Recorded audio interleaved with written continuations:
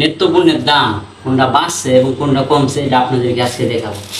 এখানে প্রথমেই এখানে শিং মাছ 300 টাকা কেজি। এই জায়গায় যে কত টাকার বাজার আর মধ্যবিত্ত পরিবারের মানুষ কিভাবে চলবো, এই জায়গায় 300 টাকা। হ্যাঁ হ্যাঁ, জায়গায় 300 টাকা কেজি হলো শিং মাছ। কই মাছ 200 টাকা কেজি,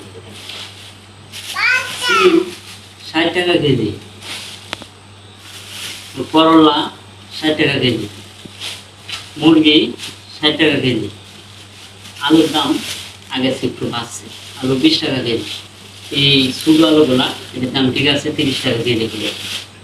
কাঁচা মরিচের দাম কম, আদার দাম 140 টাকা কেজি। বেগুনও 60 টাকা কেজি।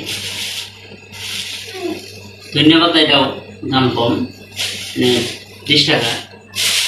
কবি 70 টাকা কেজি। সবচেয়ে বেশি যে দামটা আমাদের বাড়ছে, রসুনের দামটা ঠিক আছে 60-70 টাকা, 80 টাকা কেজি। পেঁয়াজের দাম একেবারেই 70-60-65 থেকে 110 টাকা কেজি। আমাদের দেশে দুর্নীতি কমে নাই। এই জায়গায় প্রায় আমার 2100 টাকার বাজার, এই জায়গায় 2100 টাকার বাজার। মধ্যবিত্ত পরিবার এই বাজারগুলো কয়দিন খাওয়া যাবে, কিন্তু এই জায়গায় 2100 টাকার বাজার।